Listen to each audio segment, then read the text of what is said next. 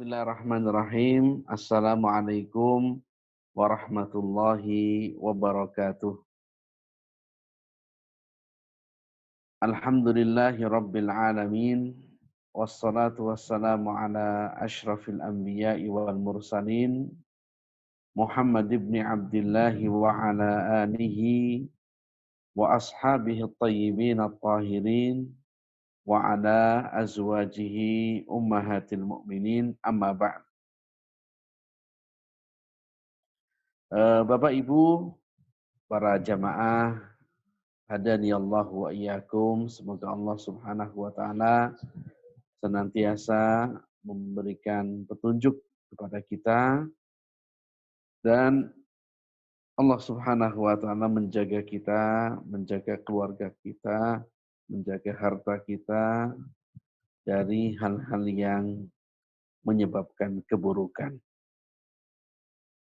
Salawat dan salam kita haturkan kepada baginda Rasulullah Sallallahu Alaihi Wasallam yang menjadi qudwah kita, panutan kita, yang kita berharap untuk nanti di akhir zaman ketika kita dibangkitkan dalam kubur di padang mahsyar, kita berharap untuk mendapatkan syafaat baginda Rasulullah Sallallahu Alaihi Wasallam.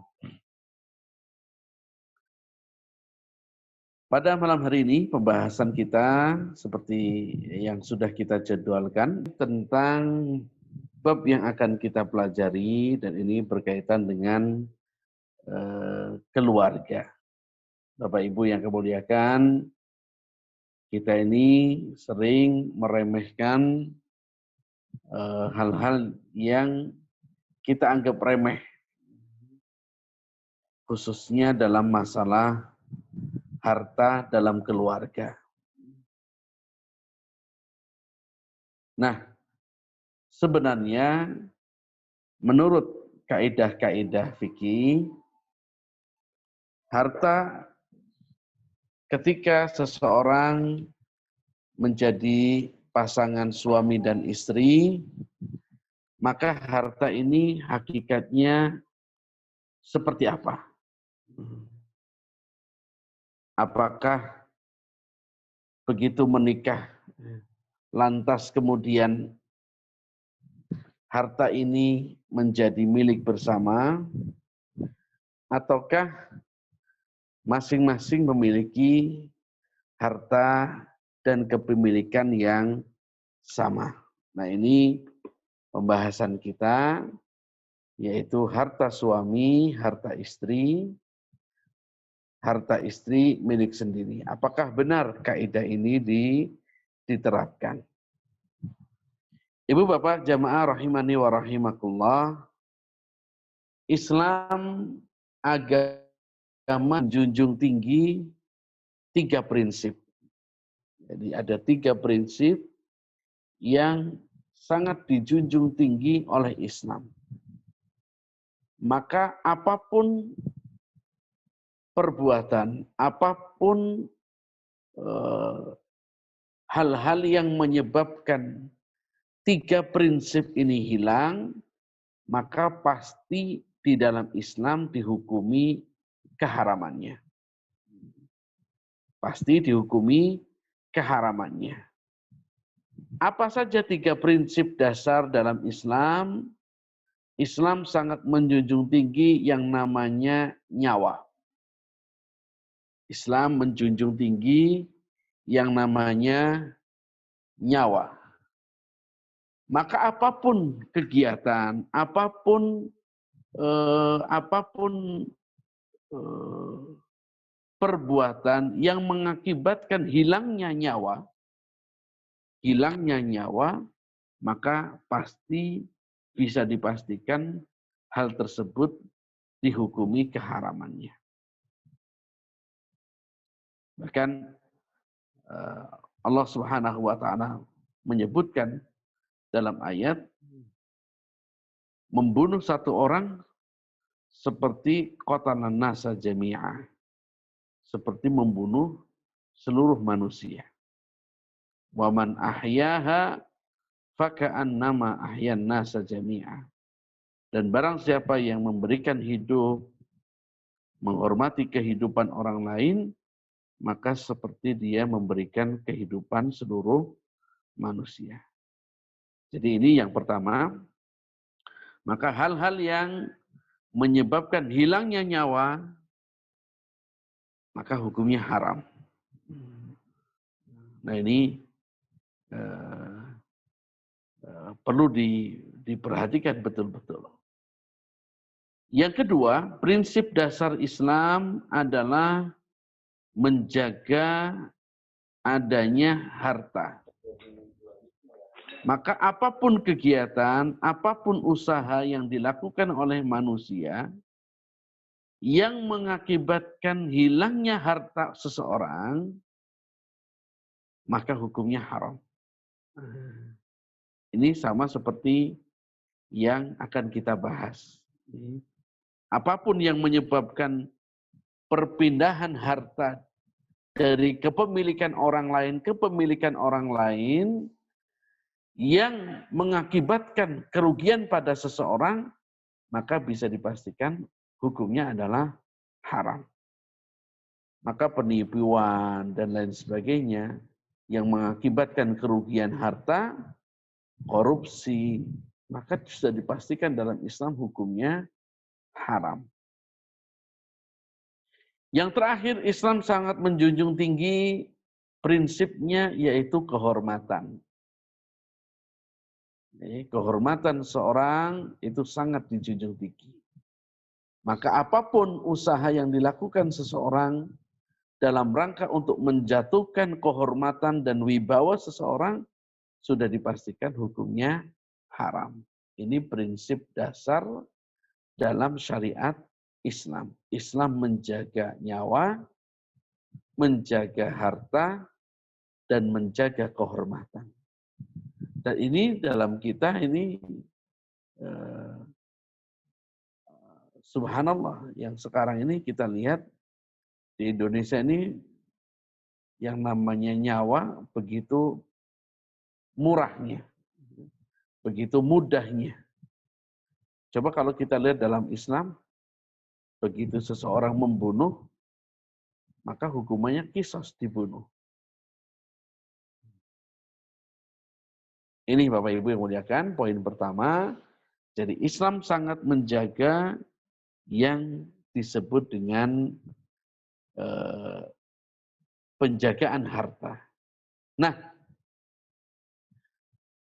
karena Islam menghargai harta seseorang, maka kepemilikan itu selama dia dapatkan harta itu dengan cara yang sah, didapatkan harta itu dengan cara yang halal, didapatkan harta itu dengan cara yang benar, maka harta itu tidak boleh diambil dengan cara yang tidak dibenarkan. Nah, termasuk di dalamnya adalah harta sesama pasangan antara suami dan istri. Kita lihat Bapak Ibu, suami dan istri tadinya adalah orang lain yang tidak memiliki hubungan mahram. Bapak Ibu tidak memiliki hubungan mahram, kemudian karena ikatan akad nikah, kemudian jadilah menjadi suami dan istri. Nah, apakah dengan akad nikah, dengan adanya akad nikah, lalu secara otomatis harta itu jadi milik berdua? Nah, kita lihat pandangan Islam seperti apa. Karena begini, ada seorang laki-laki yang ketika menikah dia sudah membawa harta. Ada seorang wanita yang ketika dia menikah, dia juga sudah membawa harta.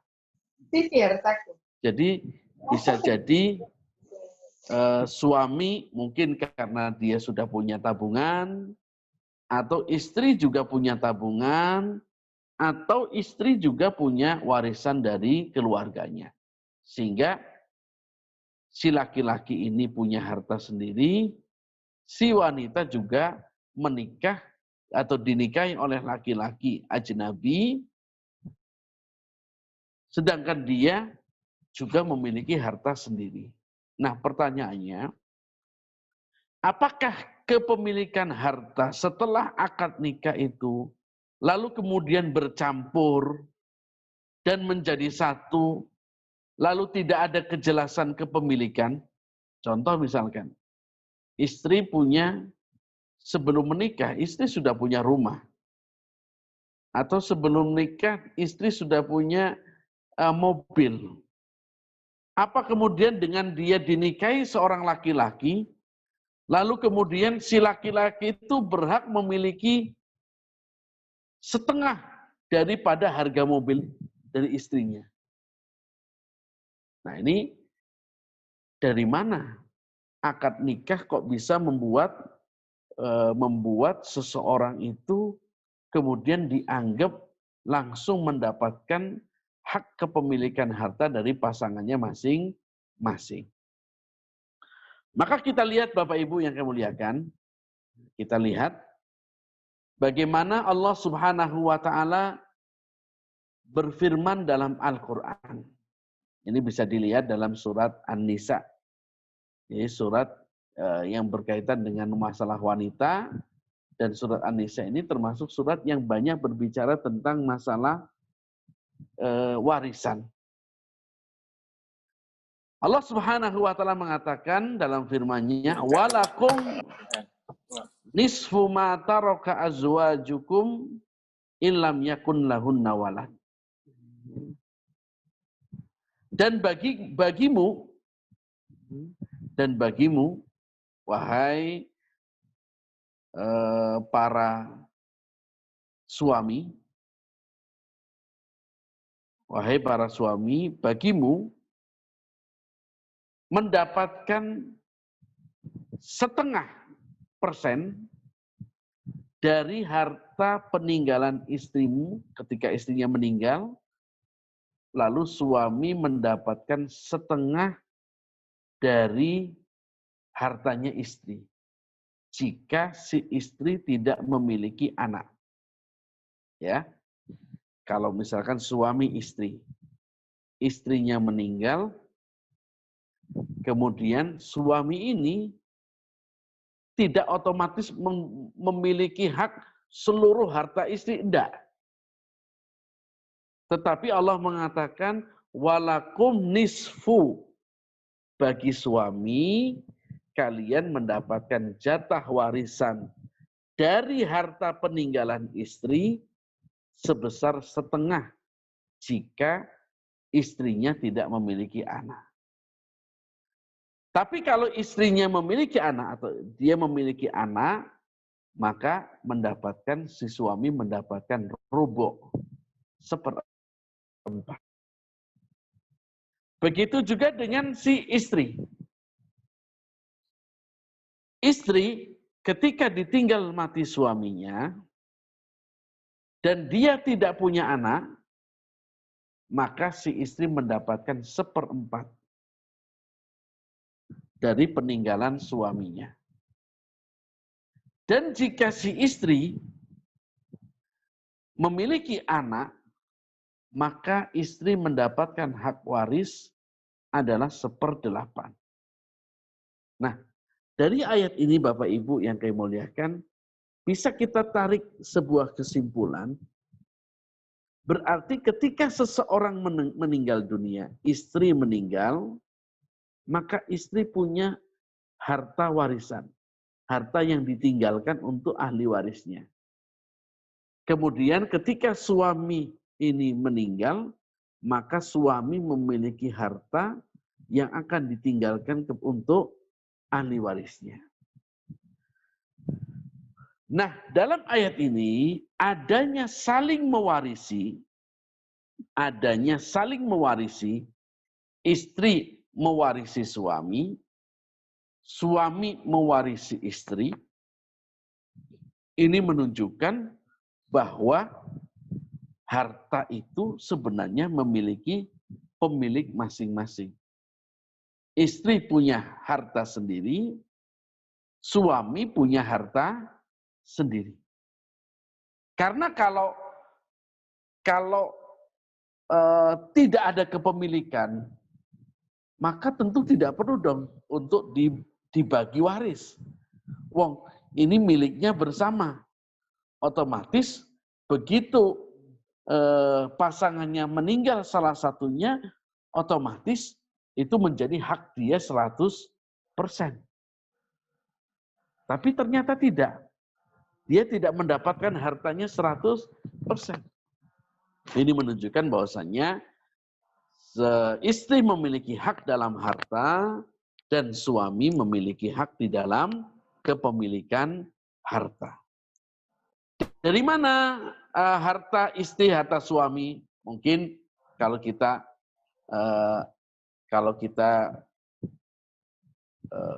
suami, kalau suami jelas ya, mungkin suami yang bekerja, maka harta yang didapatkan oleh suami dari gajinya atau dari perusahaannya.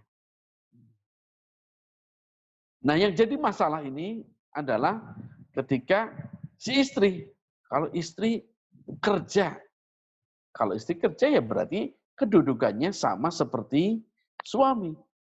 Begitu si istri kerja dan direstui oleh suami, diizinkan oleh suami untuk bekerja, maka hasil dari gaji atau uang yang didapatkan istri itu miliknya istri, bukan miliknya bersama atau bukan miliknya suami.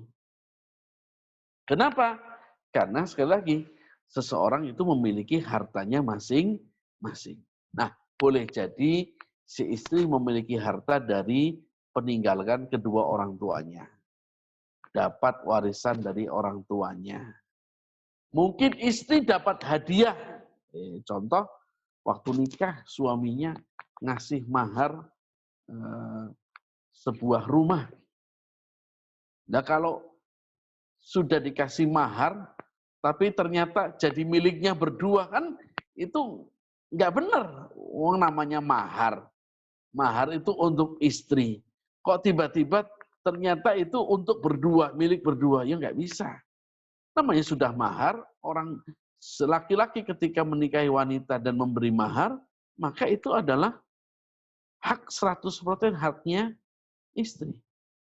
Jadi, dari mana istri memiliki harta? Ya kalau istri yang bekerja, maka harta istri adalah harta dari yang dia bekerja. Bagaimana dengan kalau istri yang tidak bekerja? Istri yang tidak bekerja banyak sekali sumbernya. Mungkin dari pemberian orang tuanya atau warisan orang tuanya. Atau boleh jadi dari hadiah atau hibahnya suami. Seperti misalkan tadi si suami ngasih mahar berupa emas sebesar 50 gram. Maka 50 gram ini hartanya istri, bukan harta bersama, ini hartanya istri. Jadi istri pun memiliki hak. Dan ini yang terjadi, mohon maaf Bapak Ibu yang saya muliakan, yang terjadi di masyarakat kita, ini kalau ada suami meninggal, itu dianggap seolah-olah ini langsung harta itu menjadi miliknya istrinya. Atau ketika istrinya meninggal, terus tiba-tiba si suami mengakuisisi dan mengatakan bahwa ini adalah harta si suami. Enggak. Begitu salah satunya meninggal, maka yang ada adalah itu menjadi harta peninggalan atau yang disebut dengan nama warasah, yang disebut dengan harta warisan. Jadi Bapak Ibu yang saya muliakan, sisi pendalilan bahwasanya setiap suami dan setiap istri memiliki hak atas harta masing-masing itu karena Allah menyebutkan bahwasanya setiap suami memiliki hak dari peninggalan istrinya yang meninggal. Begitu juga si istri mendapatkan hak dari harta peninggalan suaminya. Berarti suami memiliki hak harta tersendiri, begitu juga dengan istri memiliki hak harta tersendiri. Sumbernya dari mana? Bisa dari macam-macam. Bisa dari macam-macam. Kecuali misalkan waktu nikah suaminya mau bikin warung. Terus sudah patungan yuk. Akhirnya patungan ini. Si istri ngasih modal 5 juta, suami ngasih modal 5 juta. Lalu mereka dagang bersama. Mereka dagang bersama. Nah ini berarti kan di situ ada syirkah. Ada saling adanya sebuah muamalah, yaitu saling berdagang atau join entah itu berupa syirkah ataupun yang lain sebagainya. Nah ini bagaimana? Ya nanti dibagi. Selayaknya kalau misalkan orang kalau ngasih modal 50% itu dapatnya berapa? Biasanya kan ada pemegang modal itu cuma 40, si pelaksana adalah 60. Itu harus dipisah. Itu bisa untuk dipisahkan jika memang modal tersebut dari harta keduanya. Tapi kalau harta itu ternyata modalnya istri, yang jualan online istri, ya ini bukan punya suami, ini ya hartanya istri. Nah ini Bapak Ibu yang kami muliakan berkaitan dengan hak-hak kepemilikan harta. Nah berikutnya, lalu apa yang didapatkan dari hak istri dari suaminya? Nah, istri memiliki hak yaitu mendapatkan nafkah. Istri memiliki hak mendapatkan nafkah. Kenapa? Karena memang kewajiban suami adalah memberikan nafkah. Allah Ta'ala berfirman, Ar-rijalu qawwamuna 'alan nisa. Jadi laki-laki itu qawwam, menjadi pemimpin dari wanita. Bima faddalallahu ba'dahum 'ala ba'd. Dengan kelebihan-kelebihan yang Allah berikan kepada masing-masing. Jadi kenapa laki-laki disebut pemimpin? Karena Allah berikan kelebihan. Wanita juga punya kelebihan yang tidak dimiliki oleh laki-laki. Wabima anfaku. Nah, salah satu kenapa laki-laki dianggap sebagai pemimpin? Karena wabima anfaku. Karena dia menafkahi istrinya. Maka nafkah di sini mutlak adalah kewajiban suami. Jadi suami wajib menafkahi istri. Lah kalau istrinya kerja bagaimana? Itu ya suka-suka istri. Kalau istrinya misalkan mau nyumbang, saya tak nyumbang listrik aja setiap bulan, yaitu berarti sodakohnya istri untuk suaminya. Aslinya semua kebutuhan keluarga itu yang menanggung adalah suami. Karena apa? Dia adalah qawwamuna 'alan nisa. Karena dia adalah pemimpinnya wanita. Jadi tidak boleh misalkan suami mengatakan kepada istrinya, "Bu, kamu kan ikut kerja. Ya sudah nanti kalau urusan-urusan yang besar, beli mobil, beli kulkas, beli ini pakai uang saya, gaji saya. Tapi kalau nanti yang beli sayur, beli bumbu, jajan anak, itu dari uang gajimu. Oh, enggak bisa.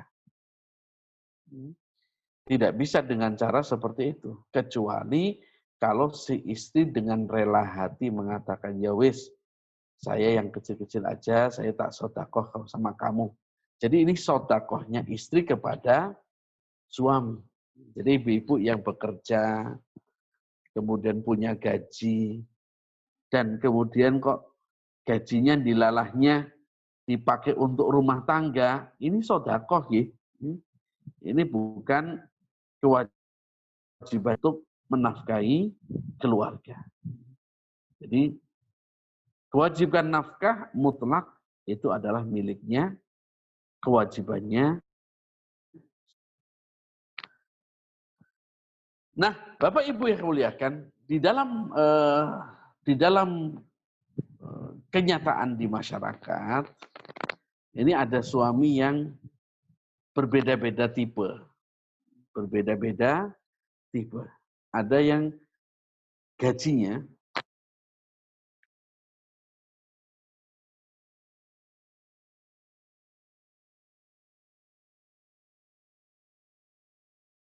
kalau dia gajian, maka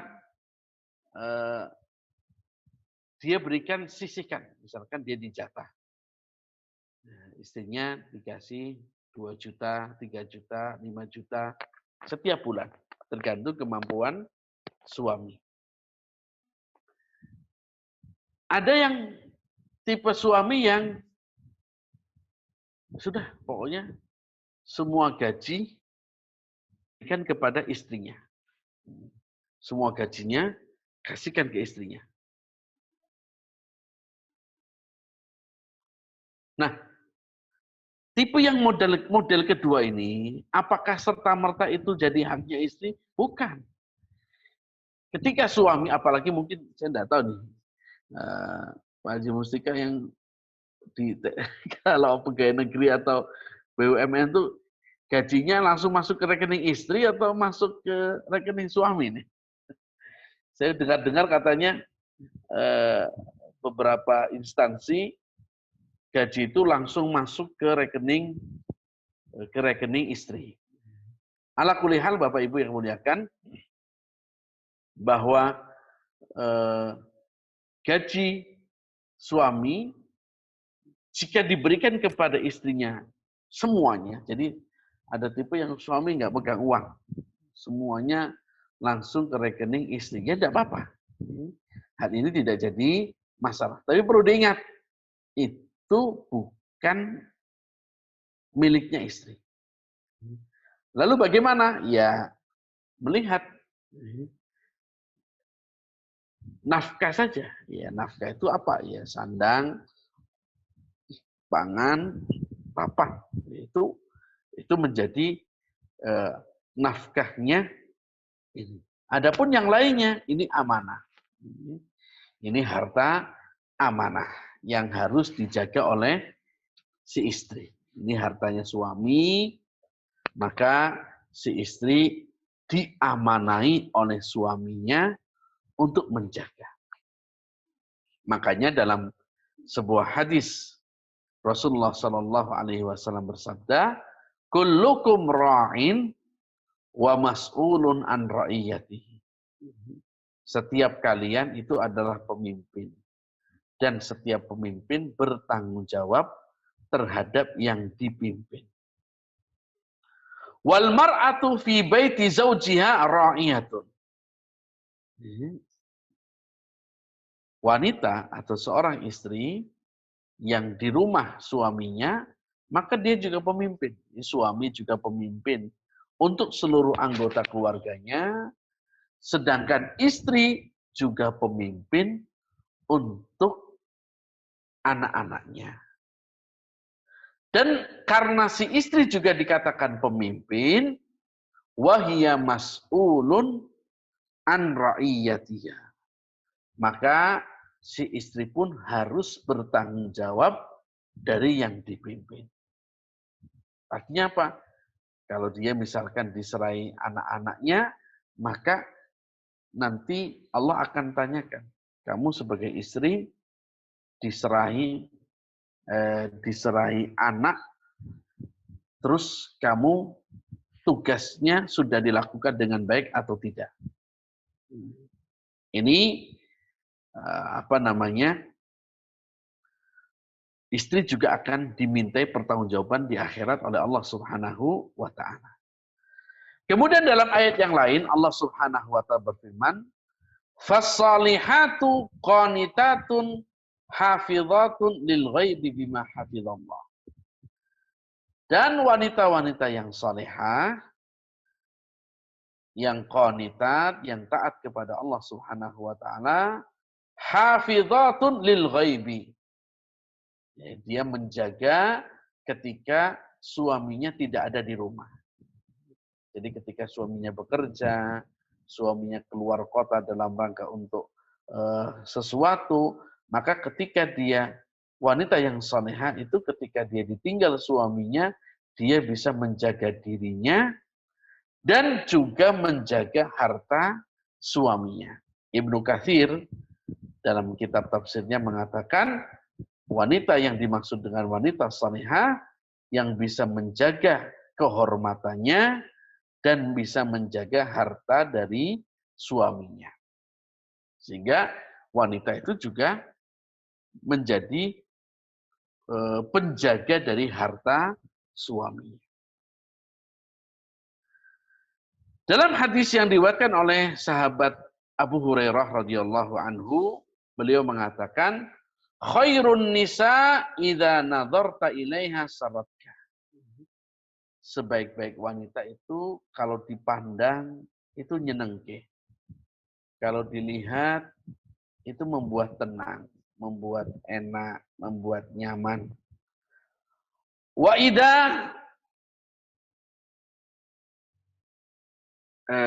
dan apabila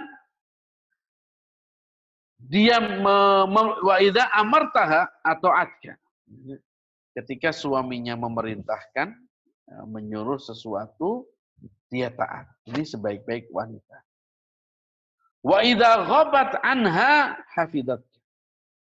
Ketika suaminya tidak ada di rumah, maka dia menjaga fi nafsiha, menjaga dirinya, menjaga harga dirinya, wa maliha, dan menjaga hartanya. Artinya menjaga hartanya suami. Maka di sini si istri itu juga memiliki kewajiban menjaga harta suami.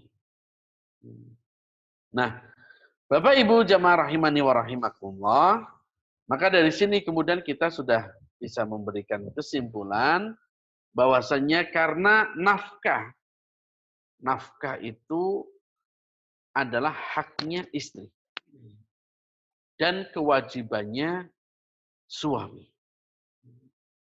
Maka kalau istri tidur manis di rumah,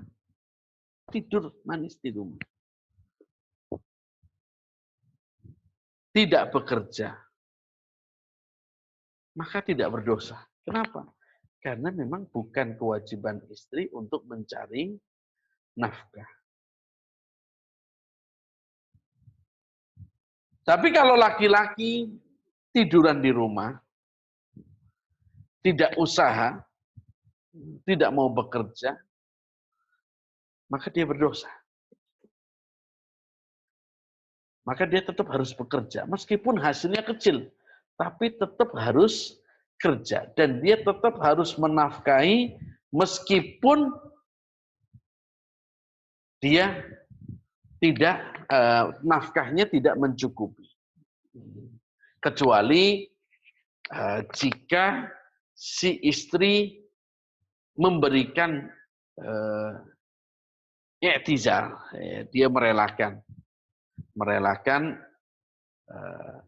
untuk saya nggak apa-apa, nggak usah dikasih nafkah, saya nggak apa-apa karena saya sudah punya penghasilan sendiri. Nah kalau itu maka berarti ini menjadi kebaikannya istri. Jadi istri merelakan untuk tidak diberi nafkah. Dan ini di beberapa negara ini banyak dalam istilah mereka menyebutnya nikah misyar. Ada 6 pernikahan selain mut'ah yang haram. Kalau mut'ah kan pernikahan haram. Ada nikah misyar. Nikah misyar ini nikah tetapi seorang wanita ini menggugurkan haknya. Saya nggak apa-apa. Yang penting kamu nikahi saya statusnya menjadi istrimu, tapi kamu tidak perlu harus menafkahi saya. Nah, nggak perlu harus ngirim uang, nggak perlu ini. Dia merelakan. Nah, ini namanya nikah misyar. Dan ini di beberapa negara, khususnya mereka para wanita yang memiliki tetapi mungkin dia menjadi janda dan lain sebagainya, dia dengan cara nikah misyar. Jadi dia menggugurkan haknya dari suaminya.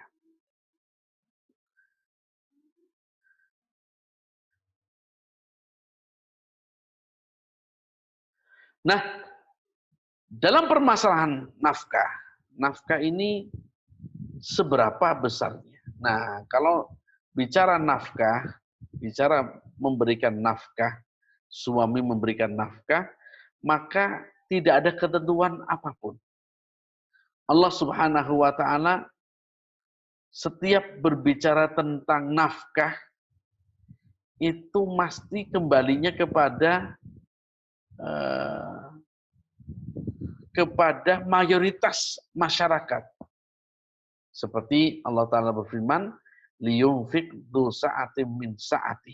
Hendaklah orang yang diberikan kelapangan, dia memberikan nafkah dari kelapangannya. Wa man qudira alaihi rizquhu falyunfik mimma atahullah. Lalu kemudian Allah berfirman, la yukallifullahu nafsan illa ma ataha. Dan Allah Subhanahu wa taala tidak memberikan beban kepada seseorang kecuali yang dia mampu. Allah juga berfirman, wa'ashiruhunna bil ma'ruf. Dan pergaulilah, artinya bermuamalah dengan istrimu, dengan mereka dengan cara yang ma'ruf. Ma'ruf itu bagaimana?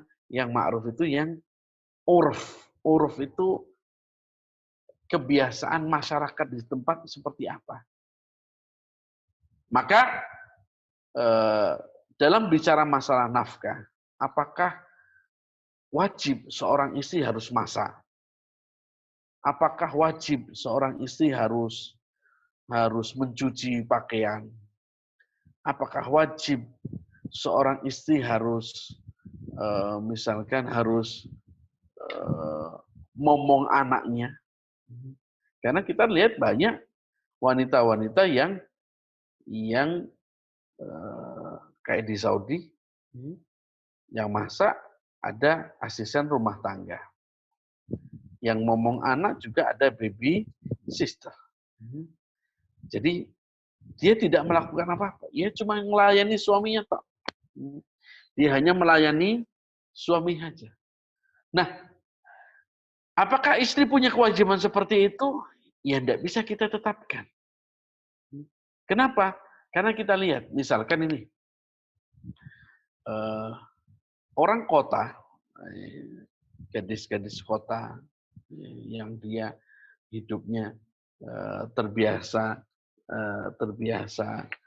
dalam kecukupan, maka si suami jika dia mampu, dia tidak boleh memaksa istrinya untuk nyuci, tidak boleh memaksa istrinya untuk masak. Kenapa? Karena di lingkungan situ semua orang pakai asisten rumah tangga. Dan semuanya suami yang membayar. Nah, karena umumnya di masyarakat seperti itu modelnya, maka ya itu menjadi urf. Maka tadi wa'ashiruhunna bil ma'ruf. Ma'ruf itu sesuatu yang sudah menjadi hal yang biasa di masyarakat. Tapi beda misalkan kalau kita Ada laki-laki menikah dengan gadis desa. Gadis desa itu mungkin lebih prihatin. Dia malah lebih suka untuk memasakkan masakan untuk suaminya. Atau dia terbiasa untuk mencuci. Bahkan kalau ada pembantu dia malah agak risih. Nah seperti itu maka lakukanlah bermuamalah dengan istri dengan sesuai dengan kadarnya masing-masing. Nah, Bapak Ibu jamaah rahimani wa rahimakumullah, ini dalam masalah nafkah tentunya besarannya itu melihat. Jadi kalau misalkan di Surabaya itu untuk makan berempat, itu ya misalkan harus 3 juta baru cukup, ya itu memang disitulah besaran nafkahnya standarnya segitu. Tapi kalau misalkan di Jogja yang apa-apa masih lebih murah, di sana mungkin 1,5 juta sudah bisa untuk buat makan keluarga selama 1 bulan, ya cukup. Tidak harus suami mengeluarkan nafkah seperti kalau dia tinggal di Surabaya atau di Jakarta atau di Kalimantan. Nah ini besaran nafkah ini sekali lagi Allah kembalikan kepada kepada kebiasaan masyarakat setempat itu seperti apa. Nah, umumnya masyarakat itulah yang menjadi patokan dasar hukumnya. Apakah nafkah itu mengikuti suami atau mengikuti istri? Misalkan suaminya orang miskin, istrinya orang kaya. Ini sebaiknya nafkahnya ngikuti istri yang kaya atau mengikuti kemampuan suami. Atau sebaliknya, suaminya kaya, istrinya miskin. Lalu kemudian apakah si suami mengikuti gayanya istrinya yang miskin atau mengikuti gaya dia yang sebagai orang kaya? Maka di sini para ulama ada perbedaan dalam masalah nafkah. Apakah besaran nafkah itu mengikuti standar istri ataukah mengikuti standar suami? Sebagian ulama mengatakan ya standarnya standar suami. Meskipun istrinya biasanya kalau makan mungkin di restoran, tapi karena suaminya makannya di warteg ya tidak boleh istri minta makan di restoran. Karena memang standarnya suami. Atau ada yang tidak ngikuti standarnya istri. Ikuti standarnya istri. Jadi kalau istrinya orang kaya, ya dia harus ngikuti. Makanya kenapa? Karena ketika dia menikahi wanita yang terbiasa dengan orang tuanya dengan kecukupan, kan diharapkan dengan dia menikah dengan laki-laki, maka kewajiban orang tua itu berganti kepada laki-laki yang menjadi suaminya. Nah ini malah kebalikan. Ketika dengan orang tuanya hidupnya berkecukupan, begitu dengan suaminya malah dikasih standar yang di bawah keluarganya. Ini ada yang mengatakan mengikuti standar istri. Ada sebagian ulama mengatakan, ya standarnya tidak bisa istri, standarnya tidak bisa suami.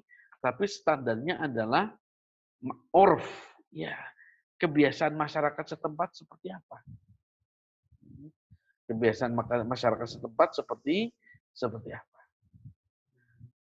Nah maka pernah di zaman Nabi, ada seorang suami namanya Abu Sufyan, istrinya namanya Hindun binti Utbah. Nah kebetulan suaminya ini Masya Allah, meditnya luar biasa. Pelitnya luar biasa. Jadi memang ada aja ujian dari keluarga itu. Ada yang suaminya lungo, tapi isinya yang medit. Ada yang kebalikan. Dia suami yang medit, yang pelit sekali, perhitungan sekali. Nah ini macam-macam. Karena sekali lagi di dunia, kita hidup di dunia ini, dapat nikmat itu ujian, dapat musibah itu juga ujian. Makanya yang orang berhasil di dunia itu yang bisa bersyukur ketika dapat nikmat. Orang dapat nikmat itu ujiannya disuruh bersyukur. Dan orang dapat musibah, ujiannya itu adalah disuruh untuk bersabar. Nah, salah satu kisah sahabat Hindun binti Utbah ini, Hindun ini mendapatkan musibah, dapat suami Abu Sufyan yang subhanallah meditnya Raja Mak. Saking ininya, pokoknya itu kan, pokoknya kalau listrik itu dijatah. Pokoknya tidak boleh pakai kulkas. Cukup pakai tremos saja dinginnya. Setiap hari beli es batu. Jadi dia pelit sekali dalam nafkah. Maka Hindun binti Utbah ini datang ke Rasulullah dan mengadukan. Dia mengadukan hal tersebut, ya Rasulullah, suami saya ini Abu Sufyan itu, ya Allah, pelitnya luar biasa. Perhitungannya luar biasa. Dan ini kami baru beberapa minggu yang lalu melihat satu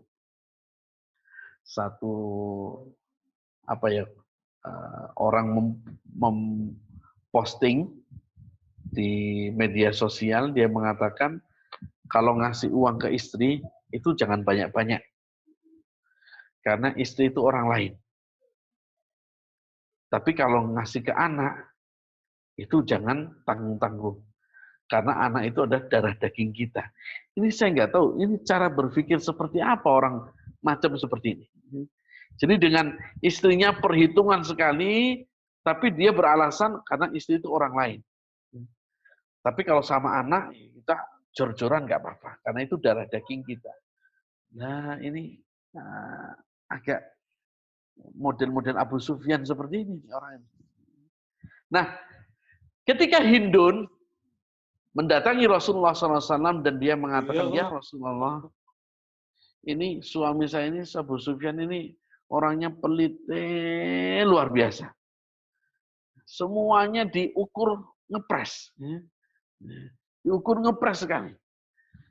Apa yang harus saya lakukan ya Rasulullah? Boleh enggak saya ngambil dompetnya? Pas dia tidur, ngambil dompetnya 100.000. Apakah itu termasuk mencuri? Jadi saya ngambil uang, suami diem-diem, tidak ngasih tahu.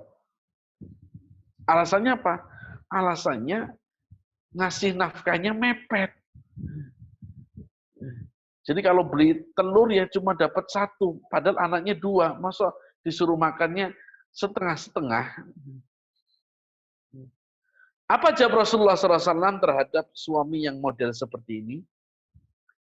Rasulullah mengatakan, khudh ma yakfiki wa waladaki bil ma'ruf. Hindun, kau boleh ambil dari dompet suamimu untuk mencukupimu dan mencukupi anakmu yang secara ma'ruf, standar masyarakat. Misalkan satu hari itu kalau di desa itu cukup 30.000 sudah bisa untuk makan sekeluarga, 30.000, karena mungkin di desa sudah ada beras sendiri, tinggal beli sayur, tempe besar ganjang gini aja mungkin di sana cuma 1.500 atau murah-murah. Maka si istri boleh mengambil dari dompet suami tanpa harus ngomong. Tanpa harus ngomong. Dan ini tidak disebut dengan pencurian. Kenapa? Model suaminya medit. Tapi kata Rasulullah, ma yakfiki untuk mencukupimu dan mencukupi anakmu bil ma'ruf yang memang secara uruf, secara apa ya, di masyarakat itu standarnya seperti apa. Nah ini Bapak Ibu yang muliakan, dalam masalah nafkah. Dalam masalah nafkah. Jadi sekali lagi, dalam masalah harta, maka dalam Islam tidak boleh ada abu-abu. Dalam Islam tidak boleh ada abu-abu. Harta itu harus jelas. Ini miliknya suami ataukah miliknya istri. Sehingga ketika istri meninggal, maka yang dibagi warisan hanya hartanya istri. Harta suami tidak dibagi. Jika suami meninggal, maka yang dibagi adalah harta suami. Hartanya istri tidak dibagi.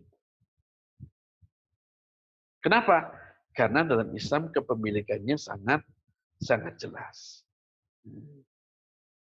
Makanya kalau bisa suami-suami yang memang istrinya tidak bekerja, ya jangan cuma nafkah toh.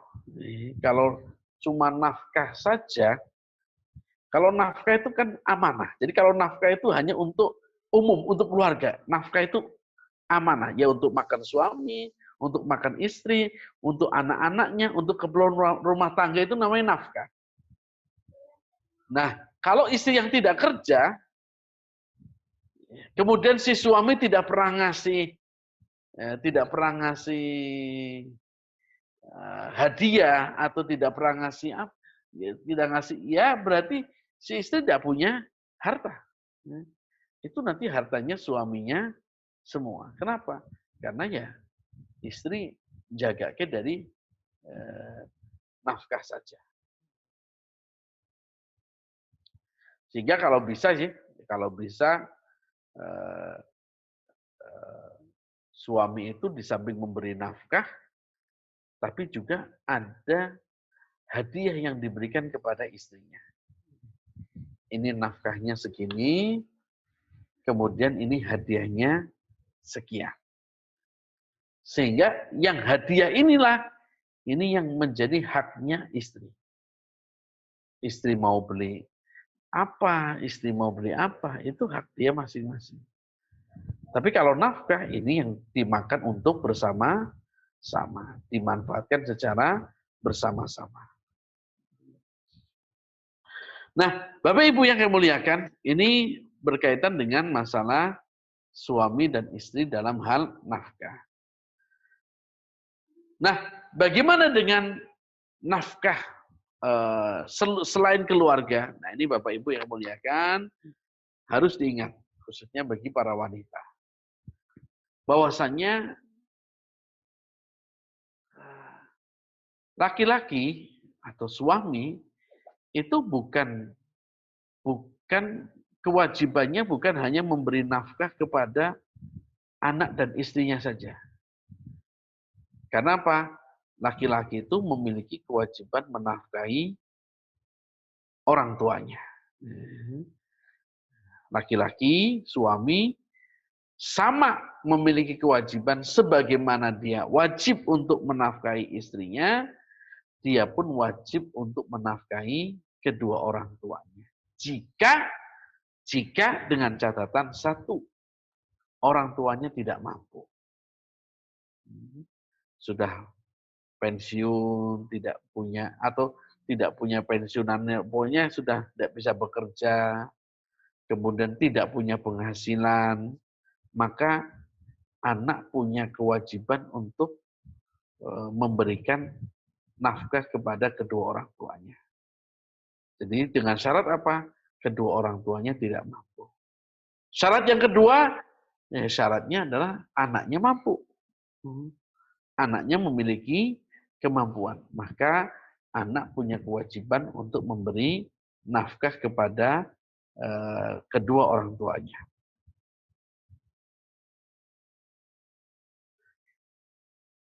Rasulullah Shallallahu Alaihi Wasallam bersabda, beliau mengatakan dalam sebuah hadis,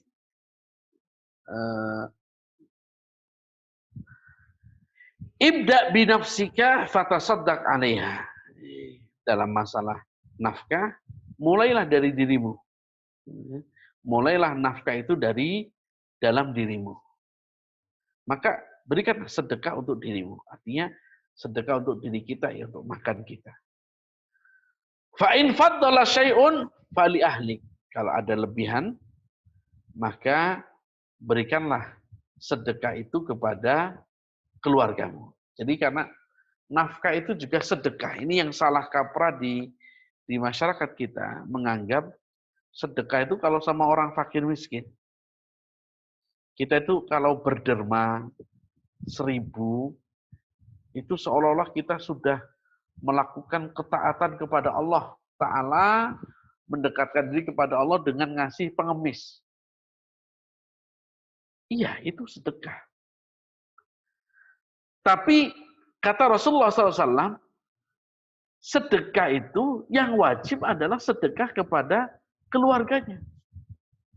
Maka ketika suami kemudian dia memberikan nafkah kepada keluarganya, kepada istri dan anaknya, maka dia nilainya adalah sedekah. Bahkan pahalanya lebih besar daripada sedekah kepada fakir miskin.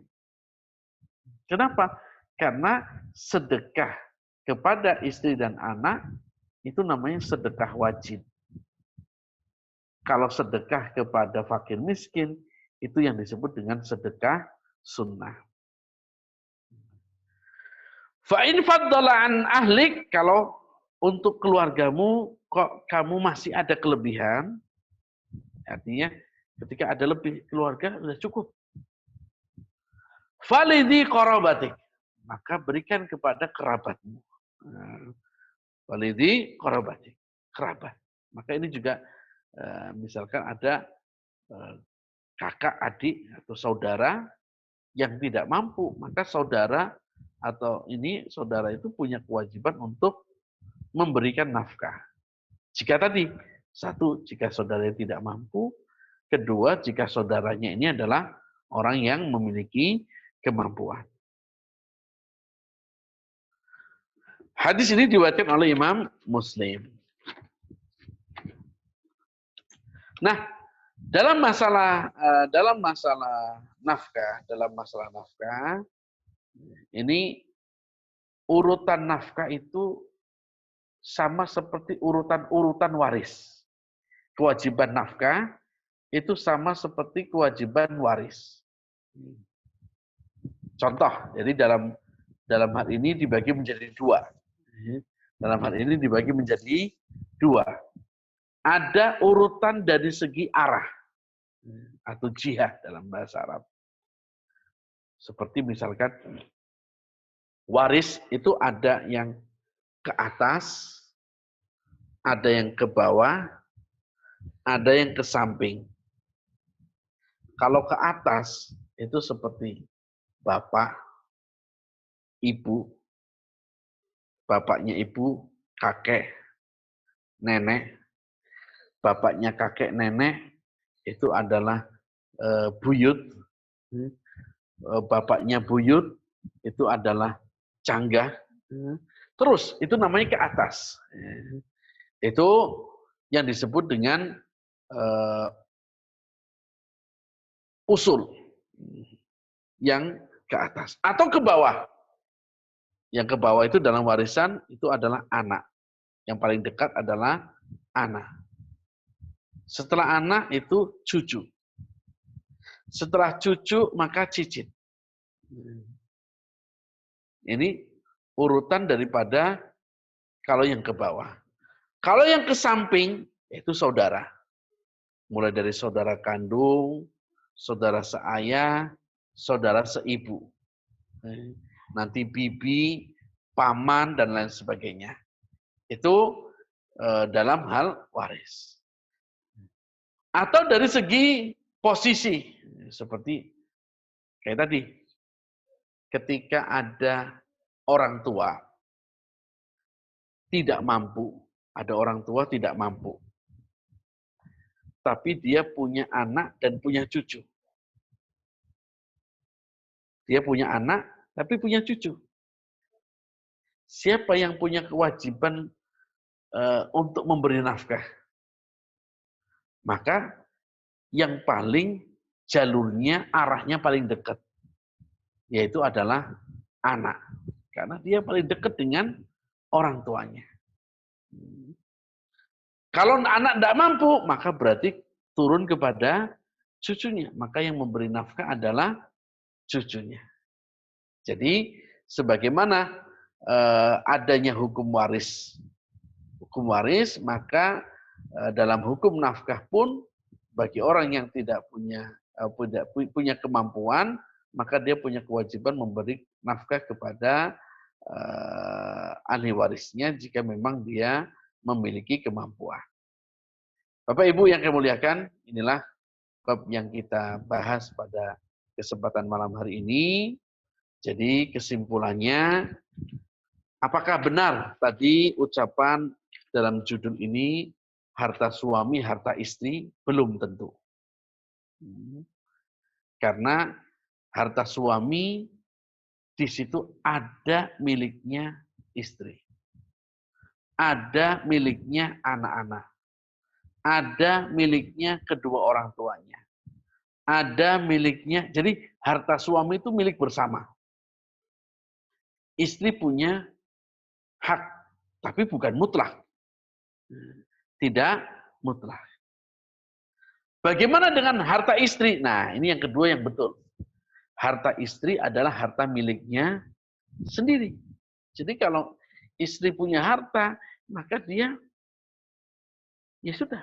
Hartanya ya dia memang asli punya dia sendiri. Jadi harta suami adalah harta bersama. Di situ ada hak-hak yang harus ditunaikan dari seorang laki-laki. Tapi kalau hartanya istri, itu murni untuk hartanya sendiri. Makanya ketika Rasulullah SAW selesai sholat Idul Fitri, habis khutbah, kemudian habis doa, lalu Rasul langsung maju ke tempat barisannya ibu-ibu.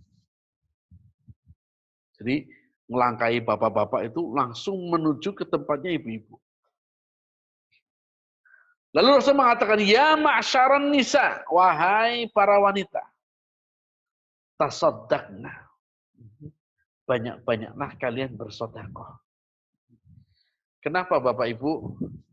Nabi tidak ngomong aja di depan laki-laki, wahai bapak-bapak, wahai ibu-ibu, bersedekahlah. Tapi ini dadak maju, dadak ke tempatnya ibu-ibu, dan dibuat pengumumannya khusus. Ya ma'syaron nisa, wahai para wanita. Berarti yang laki-laki, dah. Lalu pesannya adalah khusus, tasaddaqna. Perbanyaklah kalian bersedekah. Karena ini memang sifat daripada wanita ini kenceng kalau megang duit. Makanya Rasulullah SAW memerintahkan wanita ini bersedekah.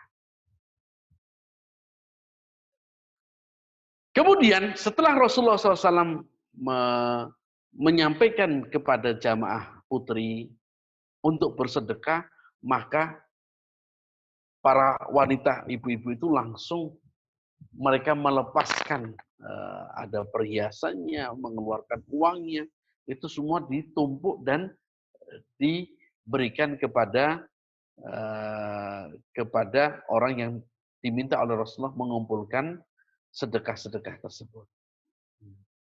Nah ini dari sini kita bisa mengambil kesimpulan, berarti wanita waktu itu yang sedekah, berarti dia bersedekah dengan hartanya sendiri. Kenapa? Karena wanita juga memiliki harta sendiri. Dan wanita jika memiliki harta sendiri, maka dia boleh bersedekah tanpa harus izin dengan suaminya. Jadi kalau istri punya uang sendiri, ya bebas dia. Saya mau sedekah pakai uang saya, tidak usah ngomong, suaminya tidak apa-apa. Kenapa? Karena memang harta istri adalah harta dia sendiri. Jadi ini Bapak Ibu yang muliakan untuk kajian kita pada malam hari ini untuk memberikan kepastian tentang kepemilikan harta dari antara suami dan istri. Jangan sampai kita meremehkan hal-hal seperti ini, nanti kemudian terjadi di kemudian hari, naudzubillah min dzalik. Ini yang banyak terjadi di masyarakat, waktu nikah meremehkan status harta, begitu terjadi perceraian, akhirnya ke pengadilan saling tuntut sana tuntut sini. Kenapa? Karena dari awal tidak jelas ini miliknya siapa. Coba kalau dari awal jelas, misalkan suami ngomong, Bu, ini kamu tak belikan motor ya. Nanya, ini dibelikan nitip nama, atau memang dikasih. Jadi kalau ibu-ibu mau dikasih mobil atas namanya, nanya, ini hanya de facto atau de euro atau dua-duanya. Jadi de facto atau de euro. Jadi misalkan ini mobilnya atas namamu ya, Bu. Ya wis. Tapi berarti ini milikku ya.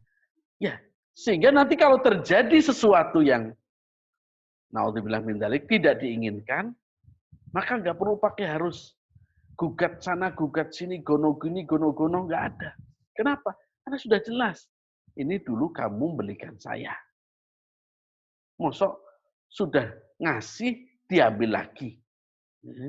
Apa kamu nggak dengar hadis yang mengatakan bahwasanya orang yang mengambil hadiah itu seperti anjing yang menjilati muntahannya sendiri. Kamu mau kayak anjing yang jilati muntahan sendiri? Kan gitu selesai. Tapi kalau kepemilikan ini tidak jelas, lalu kemudian di kemudian hari ada masalah, baru kemudian di pengadilan gugat sana, gugat sini, hasut sana, hasut sini. Ini jadinya apa? Akhirnya yang terjadi adalah perpisahan ini bukan perpisahan yang tidak baik-baik. Dulu datang dengan baik-baik, mengikat janji dengan baik-baik. Kalau seandainya mau pisah, maka pisahlah dengan cara yang baik-baik pula. Ini kenapa? Karena kita ini dari awal sudah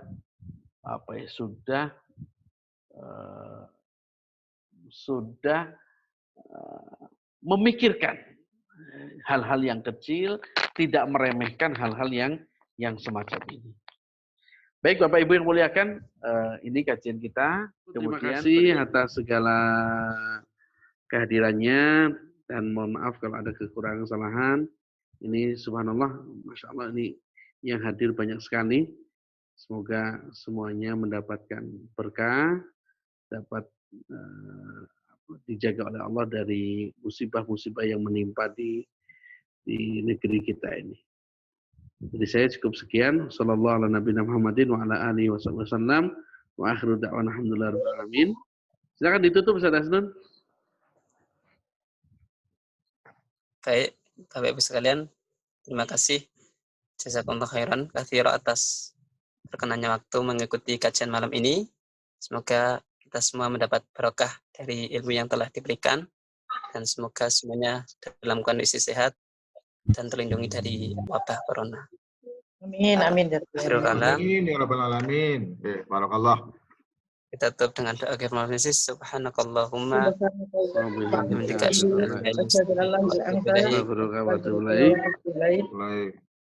Insyaallah kita bertemu lagi Bapak Ibu hari Jumat lusa. Jazakallahu khairan. Wassalamualaikum warahmatullahi wabarakatuh.